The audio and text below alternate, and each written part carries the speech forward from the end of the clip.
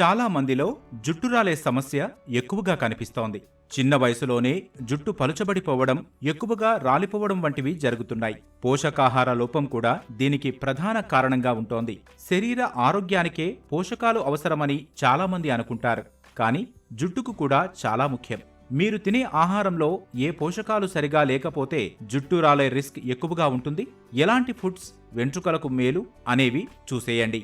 శరీరంలో iron, zinc, protein, vitamin D, vitamin B సహా కొన్ని పోషకాల లోపం జుట్టుపై తీవ్ర ప్రభావాన్ని చూపిస్తుంది. వెంట్రుకలు రాలేందుకు కారణమవుతుంది. అందుకే జుట్టు రాలుతుంటే మీరు తినే ఆహారంలో ఈ పోషకాలు ఉన్నాయో లేదో చెక్ చేసుకోవాలి. తప్పనిసరిగా పోషకాలు ఉండే ఆహారం తీసుకోవాలి.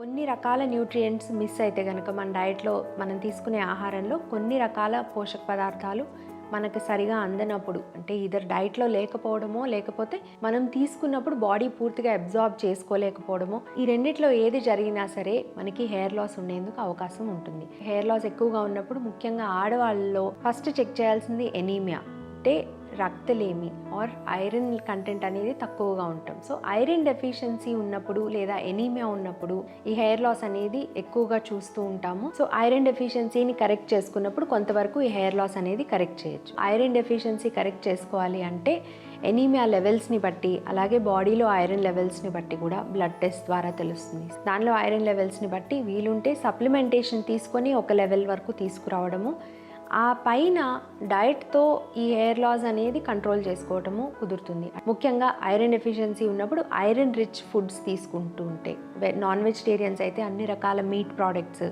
అట్లాగే లివర్ బేస్డ్ కూరలు కానీ బోన్ సూప్ తీసుకోవడము, ఇట్లాంటి వాటి మూలాన ఐరన్ కొంత పొందొచ్చు.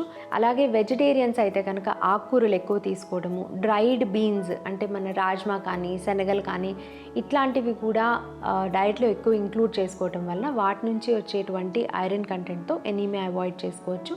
హెయిర్ లాస్ కంట్రోల్ అవుతుంది. జుట్టు ఆరోగ్యం కోసం గుడ్లు, పప్పు దినుసులు, పెసలు, పాలు, పెరుగు వంటివి అధికంగా తినాలి. ఐరన్ పుష్కలంగా ఉండే పాలకూర, బీట్రూట్, ఖర్జూరం, ఎండు ద్రాక్షలు రెగ్యులర్గా తీసుకోవాలి. నట్స్, గోధుమలు, ఓట్స్ వంటివి కూడా జుట్టు పెరుగుదలకు సహకరిస్తాయి. నారింజ, నిమ్మ, జామ పండ్లు వెంట్రుకలు బలంగా ఎదిగేలా చేస్తాయి. ఇక ఒమేగా 3 ఫ్యాటీ యాసిడ్స్ కోసం అవిసె గింజలు, వాల్నట్స్ వంటివి తినాలి. సమతుల ఆహారం, సరైన నిద్ర, ఒత్తిడి తగ్గించుకోవడం వంటి వాటి ద్వారా జుట్టును మెరుగ్గా కాపాడుకోవచ్చు.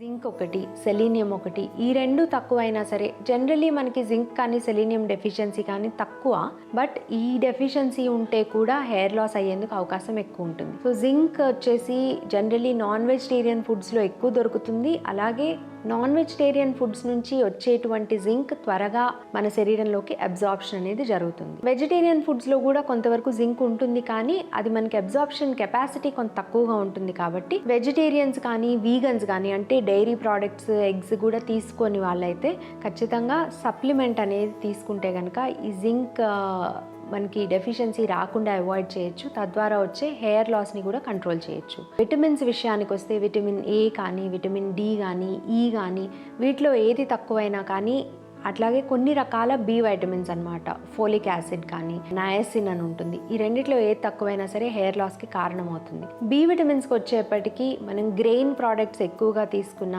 కొంతవరకు నాన్ వెజిటేరియన్ నుంచి కూడా బి విటమిన్స్ వస్తాయి. బట్ ప్రిడామినెంట్లీ మనకి గ్రెయిన్స్ కానీ అన్ని రకాల కూరగాయలని ఇంక్లూడ్ చేసుకోవడము అండ్ పప్పు ధాన్యాలు ఎక్కువగా తీసుకుంటూ ఉండటం మూలాన మనం బి విటమిన్ డెఫిషియన్సీ రాకుండా చూసుకోవచ్చు. ఇక ఏ విటమిన్ విషయానికి వస్తే ఆకుకూరల్లో ఎక్కువగా ఉంటుంది అండ్ కలర్డ్ ఫుడ్స్, ముఖ్యంగా మన క్యారెట్ కానీ బీట్రూట్ కానీ వీటిల్లో కొంచెం ఏ విటమిన్ ఎక్కువగా ఉంటుంది. కాబట్టి ఆకుకూరలతో పాటు ఇవి కూడా తీసుకుంటే ఏ విటమిన్ డెఫిషియన్సీ రాకుండా చూసుకోవచ్చు. విటమిన్ డి కోసం అయితే మనందరికీ తెలిసిందే, వీలున్నంత వరకు రోజులో కనీసం 20 to 30 minutes ఎండలో గడిపినప్పుడు శరీరంలోనే ఈ విటమిన్ డి తయారవుతుంది. సో ఈ విటమిన్ డెఫిషియన్సీస్ అన్నిటినీ కవర్ చేసుకుంటే కనుక మనకి హెయిర్ లాస్, డయటరీ రీజన్స్కి వచ్చేటువంటి హెయిర్ లాస్ కొంతవరకు కంట్రోల్లో ఉంటుంది.